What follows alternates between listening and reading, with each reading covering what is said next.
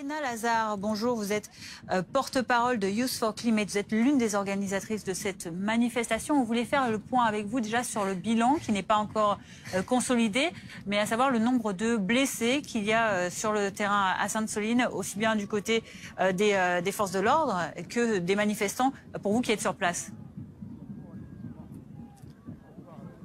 Oui, je tiens à préciser que je suis là au nom des Soulèvements de la Terre et pas de Youth for Climate. C'est compliqué d'avoir un bilan précis à vous donner. Ce sera possible de le donner d'ici quelques heures, enfin au moins une bonne heure, parce que là en fait on a des équipes de secouristes et donc des médecins, etc., qui sont intervenus un peu partout sur la manifestation. Et on a les chiffres qui remontent petit à petit. En tout cas, ce que je peux vous dire, c'est que il y a de nombreux blessés côté manifestants. On en dénombre plusieurs dizaines, je dirais au moins 50, dont des blessés graves. Et parmi ces blessés graves, il y a eu quand même 3 urgences vitales. Et il y a eu 3 personnes inconscientes en plus de ces urgences vitales qui sont arrivées vers nos ambulances. Et ce qui est le plus frappant, c'est que les forces de l'ordre ont empêché les ambulances d'arriver et de prendre en charge correctement ces blessés, notamment les urgences vitales. Alors la préfecture dément de son côté que l'accès pour l'évacuation des blessés soit bloqué. Sur les blessures dont vous parlez, est-ce que vous pouvez préciser quel type de blessures? Vous parlez de dizaines de blessés. Est-ce que vous avez plus d'éléments à nous fournir sur ce point précis? Oui, parmi les blessures graves, il y a eu des fractures ouvertes, notamment à la tête, à la jambe aussi, qui allaient jusqu'à l'os. On a eu donc des blessures aussi liées à des éclats de grenades de désencerclement, notamment une personne qui a fortement saigné, enfin qui a perdu beaucoup de sang parce que c'est arrivé au niveau de la jugulaire. Et sinon, ensuite, on a des blessures, on a des entorses, on a des personnes qui sont tombées, mais notamment beaucoup de blessures liées aux grenades de désencerclement et aussi aux palets de grenades lacrymogènes que les personnes sont prises directement sur elles. Alors vous êtes sur place, on le voit, et vous avez donc assisté à ces scènes de violence qui ont éclaté en début d'après-midi. À quoi avez-vous assisté lors de ces heures entre les manifestants les plus violents et les forces de l'ordre ? Alors moi, de mon côté, je suis restée justement aider les blessés. Mais j'aimerais, quand on parle de violence d'une part des manifestants et des forces de l'ordre, j'aimerais qu'on relativise un peu tout ça. Là, il y a un dispositif policier qui a été extrêmement agressif. Il y a des personnes qui vont probablement être mutilées à vie, qui ont eu leur vie en danger alors qu'elles demandaient simplement à manifester. Et que protéger ces policiers? Un cratère vide. En fait, il n'y a rien qui peut être détruit sur cette bassine, c'est juste un tas de cailloux. Et notre manifestation a été interdite alors qu'elle est particulièrement légitime vu les enjeux autour de l'eau, etc. Je voulais aussi rappeler que cette bassine, elle appartient qu'à 6%, elle fait partie de projets qui vont bénéficier qu'à 6% des agriculteurs d'un territoire et qui du coup posent beaucoup de questions au monde paysan. Et donc face aux interdictions de manifester et face aux dispositifs policiers vraiment impressionnants qu'on a eu à côté de nous, je trouve ça en tout cas vraiment aberrant que la police ait été aussi violente. Quel est votre mot d'ordre en tant qu'organisatrice de cette manifestation? Est-ce que vous appelez les milliers de personnes rassemblées à rester sur place, à tenir, on va dire, la position, ou alors vous appelez plutôt à la fin de la manifestation? Là, il y a un repli progressif. On a fait en sorte que les blessés puissent partir parce qu'en tout cas, il y a la Ligue des droits de l'homme qui a confirmé, des observateurs donc indépendants qui ont confirmé cette histoire d'ambulance qui a été bloquée par des forces de l'ordre, malgré le fait que la préfecture démente. Donc on fait en sorte que tout le monde puisse partir tranquillement, de laisser personne derrière. Et par contre, on va repartir vers le camp. Mais il se trouve que sur la manifestation de retour vers le camp, il y aura des actions de désobéissance civile qui vont notamment viser les 18 km de tuyaux de cette méga bassine. On a déjà démonté des pompes et des tuyaux.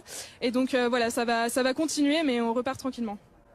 Merci beaucoup. Restez avec nous, Léna Lazare. On aimerait également vous faire partager l'avis de Joël Limousin. Vous êtes toujours avec nous, vice-président de la Fédération nationale des syndicats d'exploitants agricoles, également président de la Chambre d'agriculture de Vendée. Pour revenir avec vous sur ces projets de méga-bassines qui sont donc décriés et auxquels vous êtes favorable. Expliquez-nous. Eh bien, bonjour. Bien sûr, nous y sommes favorables parce que l'eau, et je tiens à le rappeler dès maintenant, l'eau est un bien commun qui n'appartient, on va dire, à personne en tant que tel et à tout le monde en même temps. Qu'il y a la priorité pour l'eau potable, tout le monde va être d'accord. qu'on a besoin de l'eau pour la biodiversité, on est complètement d'accord. Les agriculteurs sont les premiers écologistes parce qu'ils nourrissent d'abord la population et ils entretiennent le territoire. Donc, ces fondamentaux, il faut quand même que tout le monde se les mette bien en tête. Il y a des gens qui sont sur des territoires qui se transmettent de génération en génération.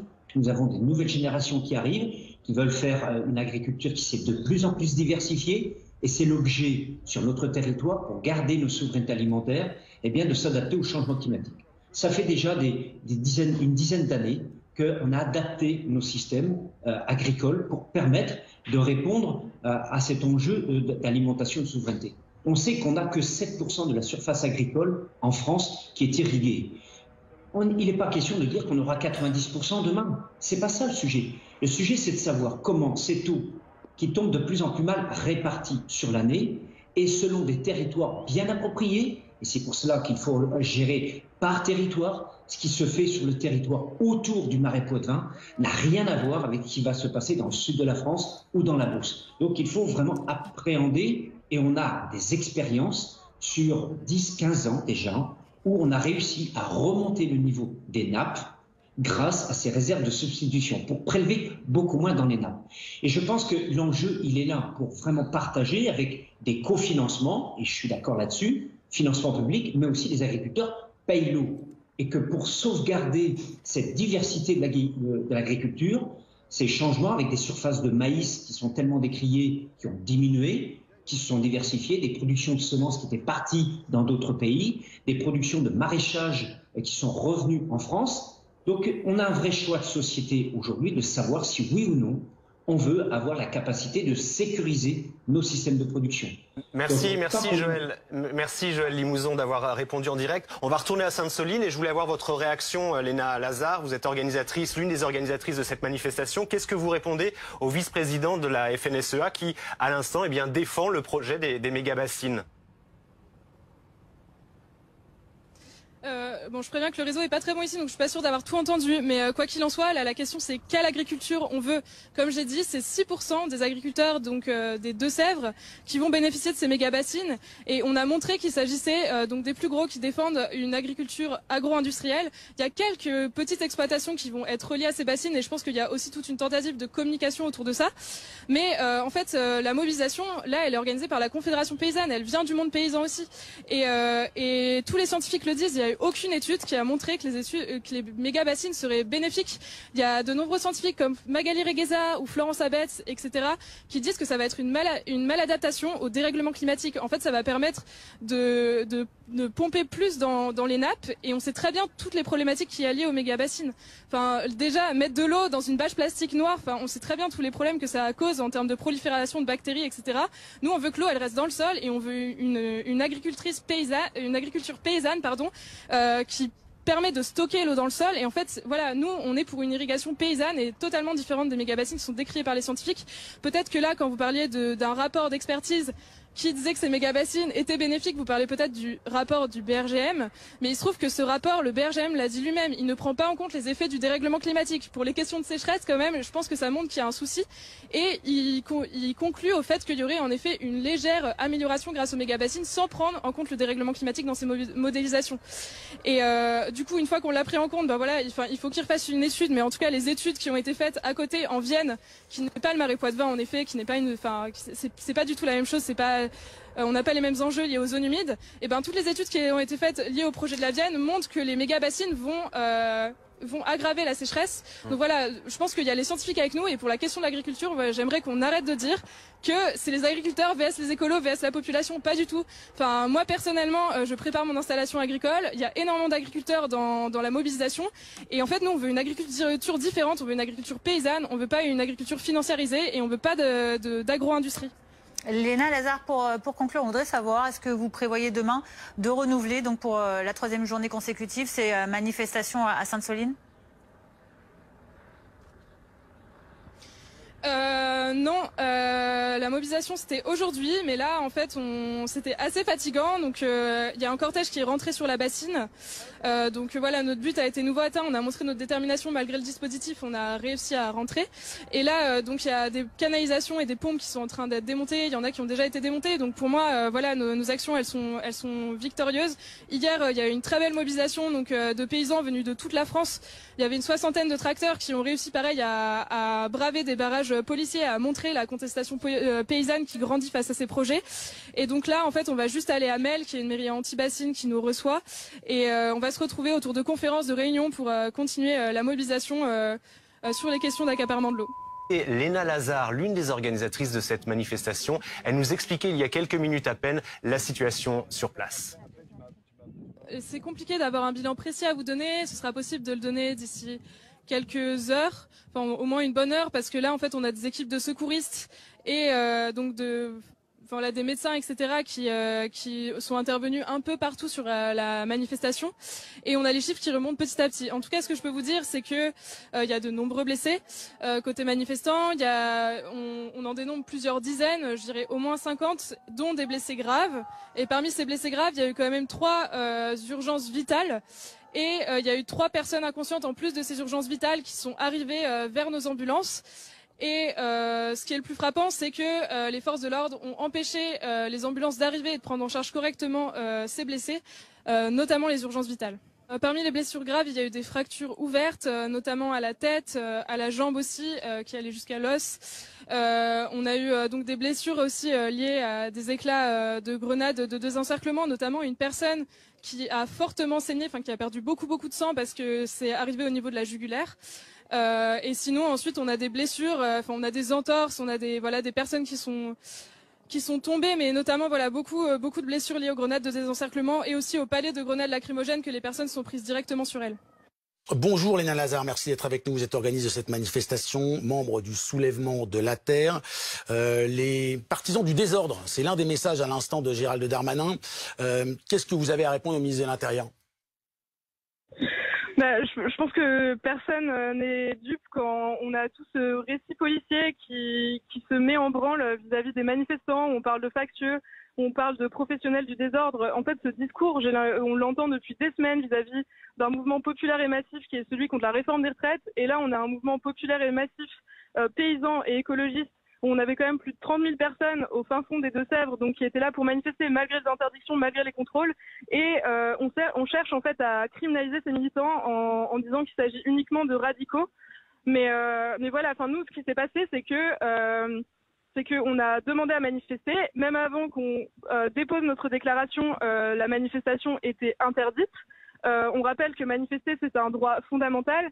Et que c'est totalement aberrant en fait que ces manifestations soient interdites. Et c'est vrai que concernant les violences que monsieur Darmanin nous reproche, j'aimerais poser la question: qui crée ces violences? En fait, nous, avant que le dispositif augmente et devienne particulièrement agressif vis-à-vis des manifestants, on n'avait pas du tout ces scènes-là en manifestation. C'est très récent, ça date de la dernière manifestation à Sainte-Soline, et en fait on voit que c'est un dispositif policier qui attaque des manifestants, qui les empêche de manifester, qui met le feu aux poudres. Je vous interromps justement parce que c'est la question que j'allais vous poser. On voit bien qu'il y a des gens comme vous qui viennent manifester, qui veulent échanger sur la question de l'eau, du changement climatique. Et puis on voit aussi, et les images sont très claires, des activistes, je ne sais pas comment les qualifier, mais des gens radicaux qui viennent armés et qui veulent en découdre. Est-ce que c'est quelque chose que vous déplorez et comment vous pouvez, vous, essayer d'empêcher que ces personnes vous empêchent justement d'avoir des échanges qui vous paraissent essentiels et légitimes?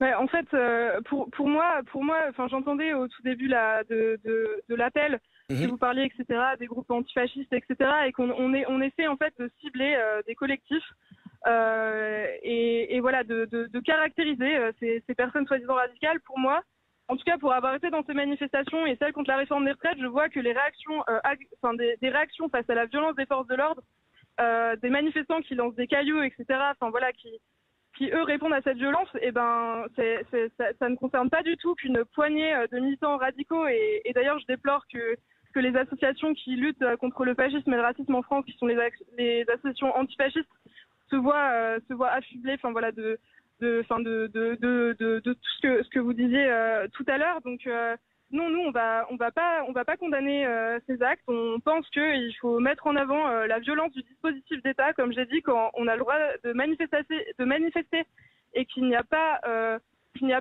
des forces de l'ordre en fait qui commencent à empêcher les militants de manifester, de les gazer, d'envoyer des grenades désencerclantes. Qui là on l'a vu. Enfin nous on a de nombreux blessés graves à déplorer. Il y a encore une personne dont le pronostic vital est engagé.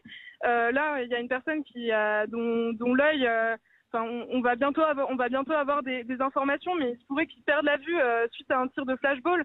En fait, on est face à des situations d'une extrême violence, alors que...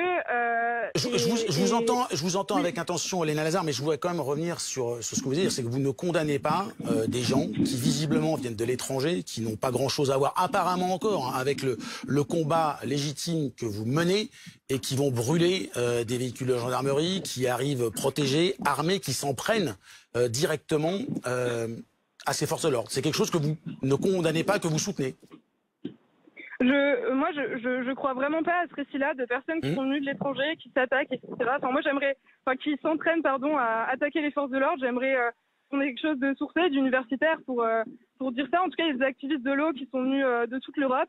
Et en effet, il y a des réactions à la police qui sont parfois violentes. Mais en fait, je trouve que vu le niveau de violence auquel on est confronté en France, c'est une réaction que je vais pas dire que voilà, en tout cas nous on ne va pas condamner ces violences et on pense qu'il faut les mettre en fait en parallèle avec la violence de l'État qui produit ces violences en réaction. En fait, c'est juste plus possible d'avoir des dispositifs de maintien de l'ordre qui blessent des gens et qui vont mutiler des personnes à vie en fait en France. C'est juste plus possible et on sait très bien que le gouvernement français est épinglé ces derniers temps vis-à-vis des manifestations contre la réforme des retraites. Merci beaucoup Léna Lazare d'avoir été avec nous. On est également avec Léna Lazare, organisatrice de la manifestation anti-bassine à Sainte-Soline et donc membre du soulèvement de la Terre. On vous a entendu régulièrement aujourd'hui sur BFM TV et pour cause, vous êtes en première ligne.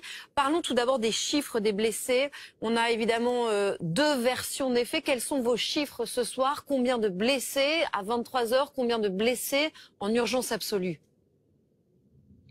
En urgence absolue, je ne saurais pas vous dire. En tout cas, il y a 10 personnes qui ont été blessées gravement, dont notamment plusieurs avec un pronostic vital engagé. Pour l'instant, il n'y a qu'une personne dont le pronostic vital est toujours engagé. Une personne qui, malheureusement, la Ligue des droits de l'homme en a parlé, suite à une entrave à la circulation des ambulances qui a été organisée par... les forces de l'ordre a malheureusement a mis beaucoup de temps à arriver à l'hôpital et était déjà dans un état très grave. Et donc le SAMU n'a pas pu intervenir assez rapidement, donc on est toujours en attente de nouvelles, on est très vigilants. Et sinon, on est à 200 blessés recensés, donc des personnes qui sont venues voir notre équipe médicale, composée de collectifs et d'associations de secouristes, de médecins, etc. Donc voilà, des blessures moyennement graves à graves. Donc il y a beaucoup, comme dit dans le reportage, des entailles liées à des grenades de désencerclement qui malheureusement suturent très mal. Et donc ce sont des blessures un peu compliquées à gérer, bien que moyennement graves. Et malheureusement, il y a des personnes qui sont prises des grenades désencerclantes dans la tête, des palets de lacrymo dans le visage. Donc il y a plusieurs personnes défigurées. Et il y a aussi bien entendu des tirs de flashball. Il y a une personne qui s'est pris un flashball dans l'œil et qui malheureusement a perdu son œil. Donc voilà où on en est au niveau du décompte à peu près. Alors juste, je précise que sur l'accès à ceux qui ont été grièvement blessés, l'accès compliqué par les forces de l'ordre, selon vous, là aussi, on assiste à deux versions des faits. En l'occurrence, le ministre de l'Intérieur dit, lui, que les forces de l'ordre ne pouvaient pas accéder à ceux qui étaient grièvement blessés parce qu'ils se prenaient des projectiles. Je voulais juste rétablir ce fait-là. Parlons de cette personne, Léna Lazare, dont le pronostic vital est engagé. Que lui est-il arrivé? De quelle blessure on parle? Et où a-t-elle été hospitalisée? De ce que j'ai compris, c'est une grenade désencerclante qui lui est arrivée dans la tête et elle est hospitalisée à Poitiers. Et par rapport en tout cas à la version de la préfecture, nous, la version qu'on défend, elle vient pas de nous, elle vient de la Ligue des droits de l'homme qui était présente pour observer la manifestation et elle a été confirmée par de nombreux élus comme le député Benoît Biteau qui qu'on a entendu dans le reportage, il y avait toute une coalition de la NUPES qui était là et ils ont tous attesté à avoir vu cette situation-là où en fait le coin blessé était extrêmement calme. Il n'y avait pas de projectiles, mais c'est juste que la préfecture avait dit au SAMU vous ne pouvez pas intervenir en zone de manifestation interdite. Et il a fallu que les députés fassent une pression monstre en fait pour que le SAMU arrive alors qu'on avait un médecin qui disait que que cette personne allait très mal et qu'elle allait peut-être mourir sur la manifestation. Donc voilà, on est quand même... c'est très grave ce qui s'est passé aujourd'hui. Et quel est le profil de cette personne, en l'occurrence, qui a été grièvement blessée? Je n'en sais rien, moi je n'étais pas présente, voilà, c'était un manifestant. Vous étiez aujourd'hui aux côtés des autres blessés, vous parlez de 200 personnes qui ont donc été blessées cet après-midi. Ces personnes, où sont-elles soignées et qu'est-ce qu'elles vous ont raconté? Ces personnes, elles ont été soignées en partie sur place, en partie sur le campement pour celles qui ont pu être rapatriées parce qu'on avait aussi des ambulances et des voitures qui servaient à emmener les blessés sur le camp, où il y avait encore des professionnels de santé qui les attendaient. Et il y a des personnes qui sont parties à l'hôpital, donc voilà, les grands hôpitaux aux alentours. Et ce que ces personnes ont raconté, en tout cas, c'est que on s'est retrouvé face à un dispositif de maintien de l'ordre qui était très agressif. En fait, dès que les personnes sont arrivées autour de la bassine, en sachant que voilà, nous, notre action, c'était de l'encercler symboliquement et que dans tous les cas, en fait, à l'intérieur de la bassine, il y a actuellement de l'eau et des tas de gravier, donc il n'y a absolument rien à dégrader ou à protéger. Et une fois qu'elles ont commencé donc à faire une ronde autour de cette bassine de manière voilà, calme et déterminée, il y a eu énormément, voilà, il y a eu des gaz lacrymaux, il y a eu des grenades désencerclantes et donc il y a des personnes qui assez rapidement, voilà, se sont retrouvées blessées à cet endroit-là. Pardon Léna Lazare, mais vous décrivez une situation qui, par exemple, ne correspond pas à certaines images que nous avons reçues et qu'on a commentées tout à l'heure avec vous, Dominique Rizet. Ces images de manifestants qui arrivent en groupe avec des boucliers. Et je ne sais pas si vous les avez vues passer, ces images, Léna Lazare. Elles sont à l'antenne actuellement. Il est 13h04. Donc c'est précisément au moment où la situation dégénère. Là, on voit que ce sont des militants radicaux qui se dirigent avec des boucliers en groupe en direction des forces de l'ordre qui, elles, ne bougent pas et sont postées contre un grillage. Je parle sous et subissent la situation. Et subissent la situation. C'est ça qui est évident. Des cocktails Molotov qui leur sont lancés. Sur ces images, en tout cas, qui ne résument incendier des véhicules toute l'après-midi. Hein. Vous l'entendez, ça aussi, Léna Lazare? Que ça aussi, ça s'est passé? Je vous parlais juste du début de la manifestation et voilà, en tout cas, ce qui est sûr, c'est que les violences ont commencé du côté des forces de l'ordre. Ensuite, voilà, nous, en tout cas, on déplore ce dispositif qui a attisé énormément des tensions. Malheureusement, ça fait des semaines, on l'a bien vu pendant la mobilisation contre la réforme des retraites, qu'il y a énormément de violences policières et donc il y a des tensions qui se créent assez facilement avec la politique de maintien de l'ordre. Là, peut-être que sur les images que vous avez, la police a l'air assez calme, etc. Enfin, moi, je peux vous dire que assez régulièrement, il y avait des salves de lacrymo, de grenades désencerclantes. Ensuite, il y a eu les quads qui sont arrivés avec des flashballs. Et je pense qu'il y avait... voilà. Et effectivement, on l'a vu aussi sur certaines images. Mais par exemple, est-ce que vous, à un moment donné, vous vous êtes senti débordé par la présence et l'action de certains militants ultra-radicaux? Pour moi, il y avait... je désapprouve un peu ce terme de militants ultra-radicaux. J'ai l'impression que voilà, il y avait une foule extrêmement diversifiée, mais je pourrais pas dire qu'il y a un groupe spécifique de personnes qui sont particulièrement radicales. En fait, voilà, votre reporter parlait des gilets jaunes. J'ai l'impression que ce qu'on constate dans les manifestations actuellement en France face quand même à des forces de l'ordre qui, selon l'ONU, utilisent des armes de guerre. Il y a beaucoup d'armes qui sont utilisées par la police en France qui sont interdites dans d'autres pays.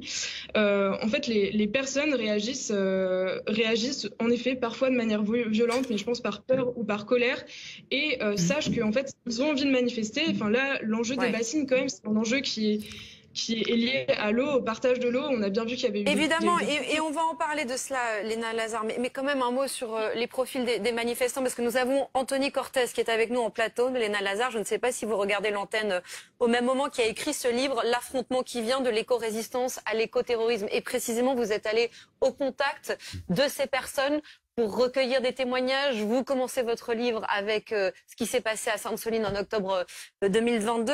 Ça veut dire quelque chose, des militants ultra-radicaux? Bien sûr, ça veut dire quelque chose, mais je pense qu'il ne faut pas tout mettre dans le même panier. Parce que dire ultra-radicaux et même parler de radicalité, ça veut tout et rien dire. Voilà, exactement. Dans cette manifestation, en tout cas au mois d'octobre dernier, parce que j'y étais, et même là, ça a l'air d'être la même composition, mais dans une ampleur bien plus importante. D'abord, on retrouvait des écologistes traditionnels, plutôt portés par les soulèvements de la terre. Les soulèvements de la terre, c'est un mouvement écologiste qui est né à Notre-Dame-des-Landes.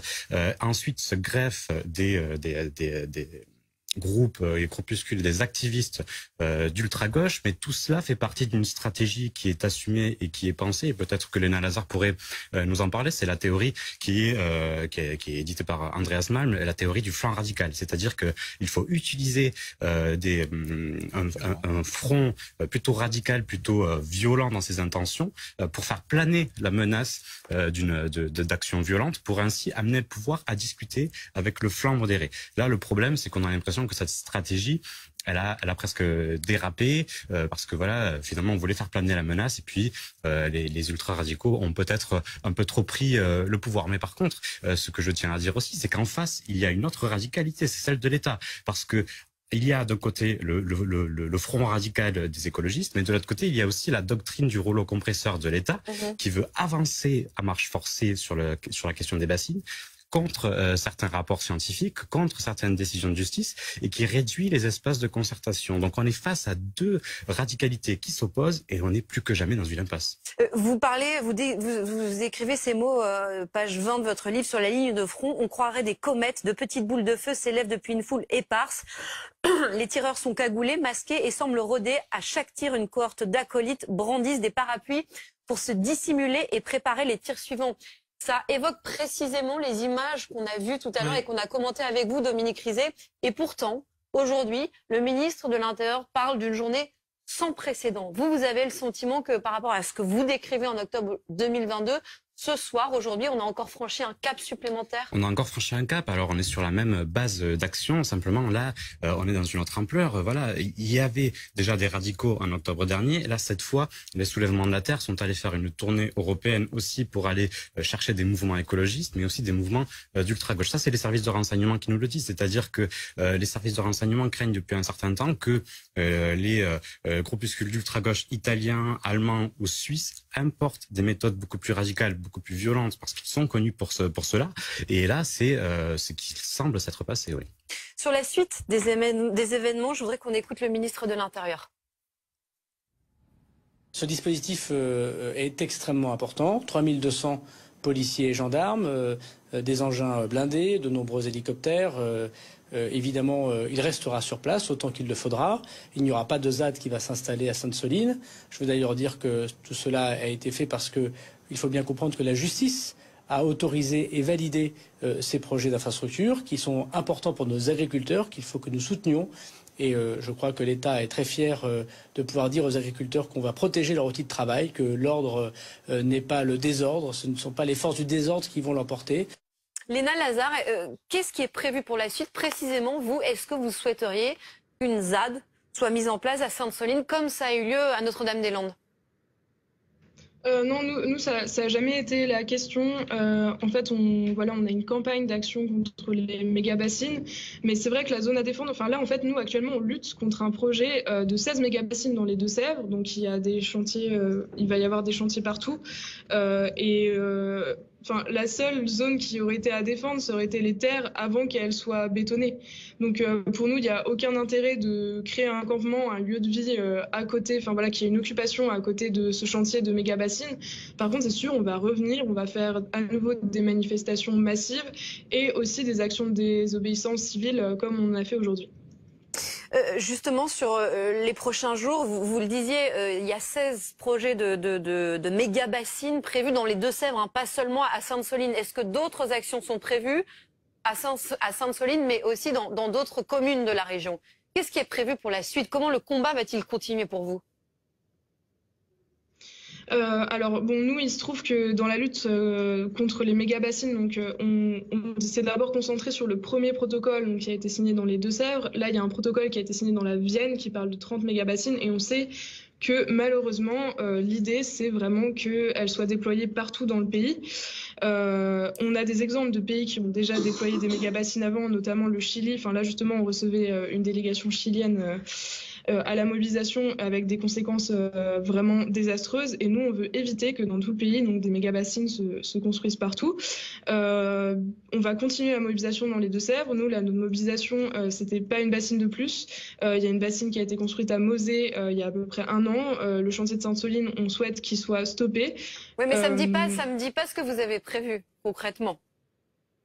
Oui, du coup, désolée, j'en viens. On va réannoncer des mobilisations de masse nationales, des actions de désobéissance civile avec des actions de désarmement, donc de démantèlement de ces méga-bassines, comme on en a fait à plusieurs reprises, notamment il y a 1 an, on était à la bassine de Cranchaban qui a été jugée illégale, parce qu'il y a des méga-bassines qui ont été jugées illégales dernièrement, que du coup on a démontées parce qu'elle était jugée illégale et en fait elle était toujours en état de fonctionnement. Donc voilà, on a tous une palette d'actions, on a des recours juridiques en cours. Là, je ne peux pas vous annoncer de prochaines dates. Demain, on va avoir plein d'assemblées générales, de rencontres, etc. sur la question de l'eau. On va attendre aussi de voir quelle va être la réponse du gouvernement suite à notre mobilisation sur le chantier de Sainte-Soline. Moi, je pense que, vu toute la contestation locale, la contestation nationale et tout ce qui a pu se passer aujourd'hui, il faut vraiment remettre en question ces projets de bassines. Et nous, on attend une annonce de moratoire. Une annonce de moratoire. En tout cas, on voit bien que le combat n'est pas terminé. Le calme est revenu ce soir. Le ministre de l'Intérieur dit il n'y aura pas de ZAD à Sainte-Soline. La principale crainte, c'est évidemment que le sujet s'enlise. Oui, il y a moi j'ai envie de dire 2 choses. La première, c'est que je trouve un tout petit peu choquant de mettre les radicalités toutes sur le même plan. Il y a quand même, je sais pas, 1000, 1500 personnes qui sont arrivées. Mais c'est précisément ce que vient d'expliquer Anthony Cortés. Pour le coup, il nous a fait la distinction entre les différents profils. Il est celui qui connaît le mieux le sujet.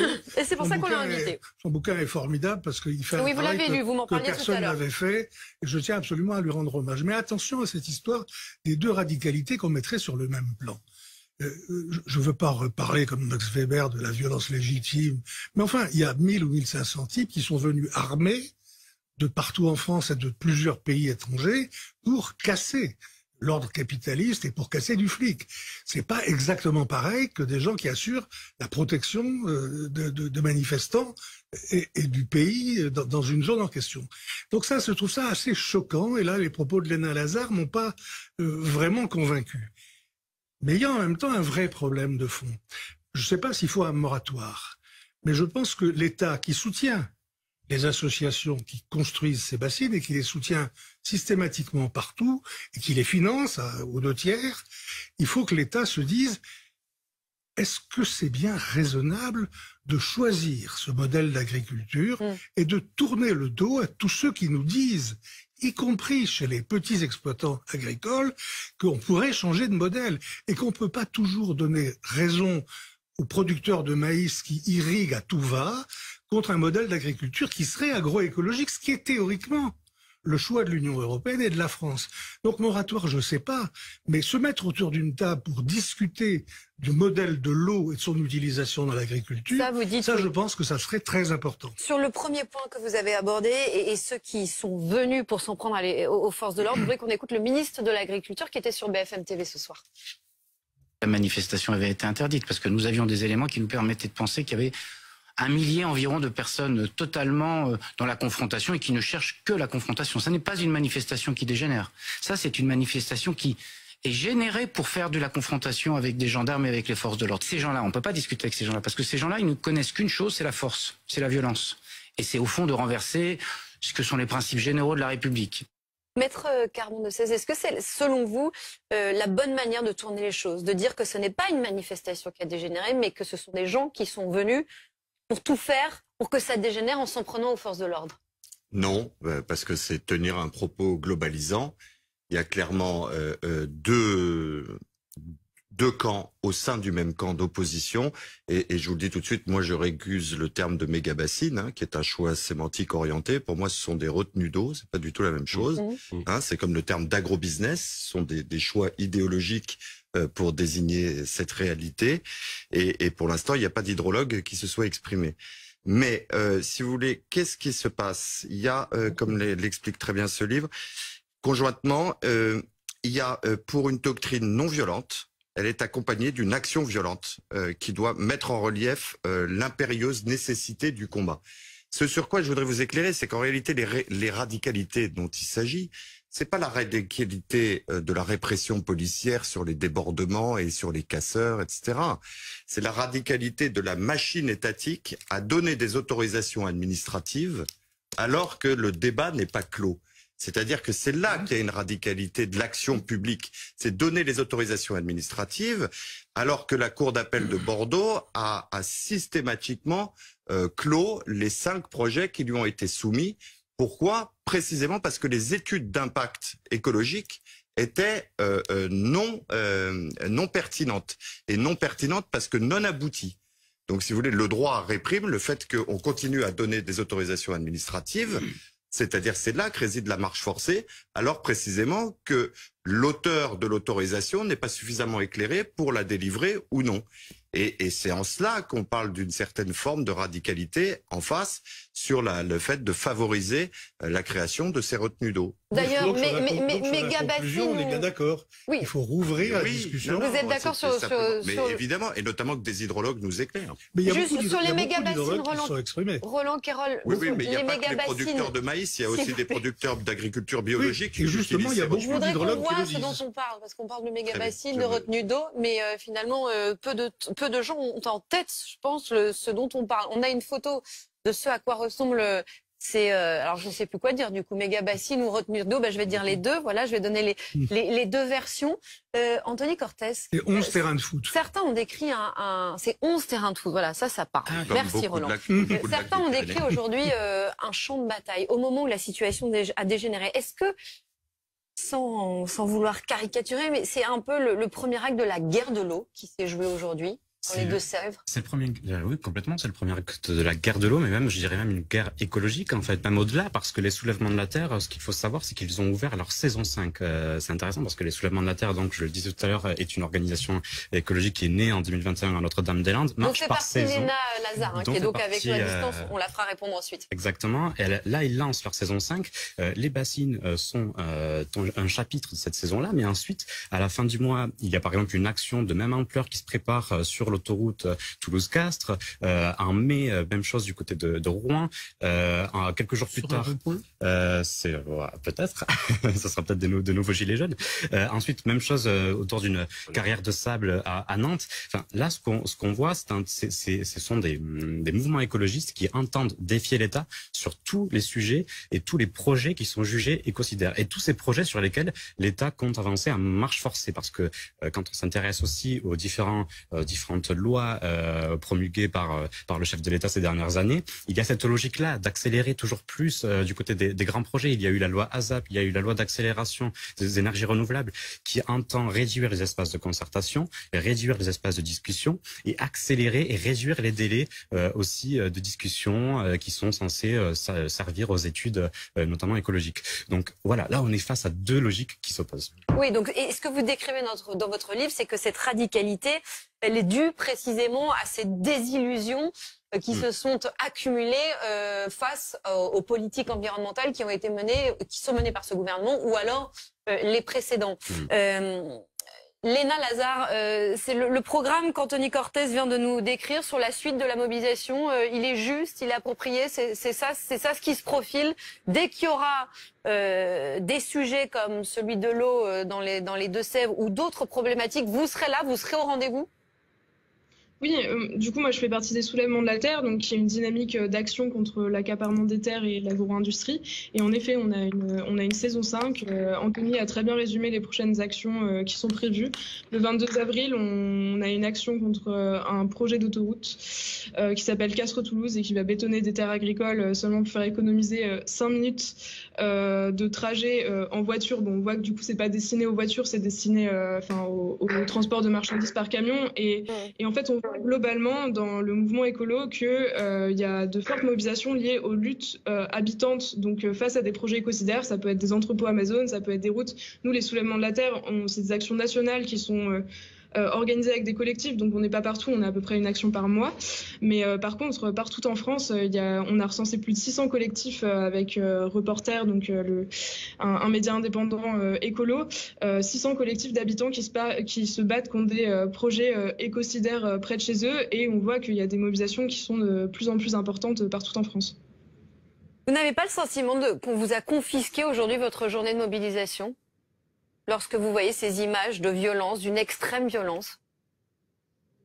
Moi, j'ai l'impression qu'on a confisqué ma journée de mobilisation parce que déjà, même avant qu'on tente de déclarer cette manifestation, elle était interdite. Et qu'il a fallu en fait, les personnes savaient qu'elles pouvaient pas manifester, alors qu'en effet, il y a une profonde colère sur ces enjeux liés à l'eau.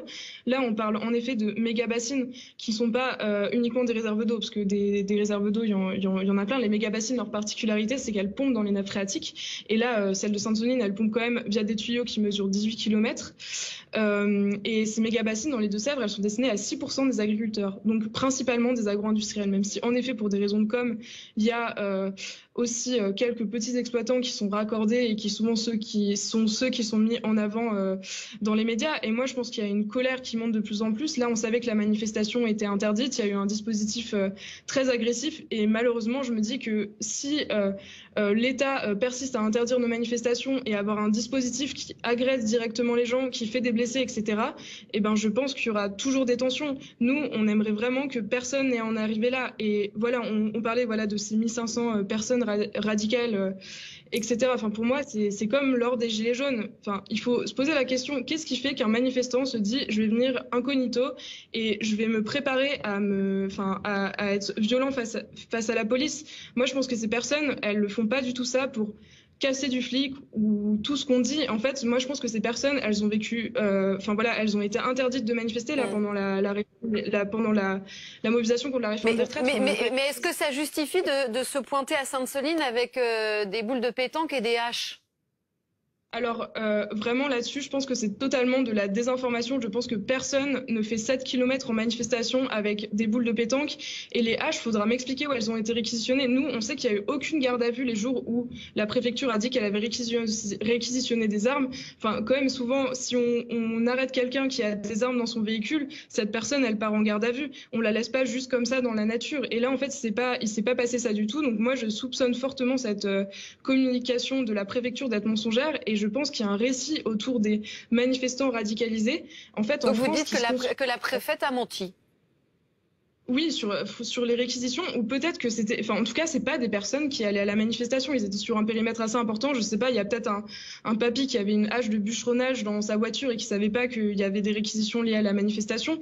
Mais moi, je pense que personne ne prend ça en manifestation. Enfin, en fait, il y a quand même des mouvements sociaux en France hyper importants depuis des années.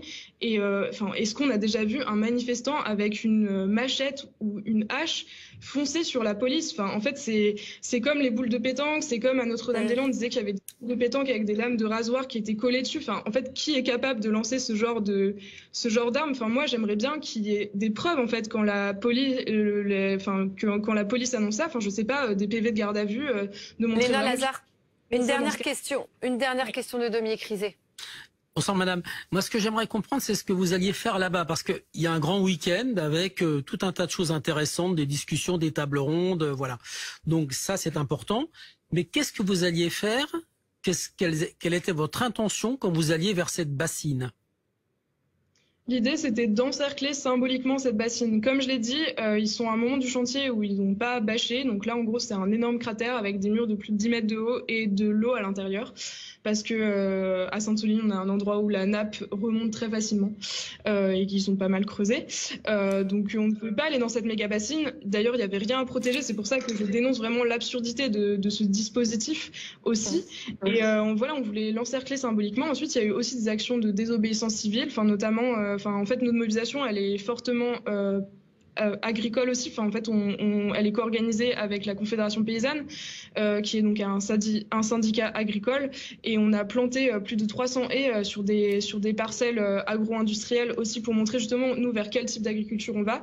Et à côté, par contre, on a eu des actions de désobéissance civile organisées donc contre cette mécanisme. Voilà. Bon, bref, on a démantelé des tuyaux. Mais on a compris l'idée. Merci beaucoup, Léna Lazare, d'avoir été avec nous ce soir dans Week-end Direct. Et dont je rappelle quand même ce bilan que vous nous avez donné tout à l'heure. 200 personnes blessées et une personne dont le pronostic vital est engagé, qui est donc actuellement hospitalisée. Merci beaucoup pour votre témoignage.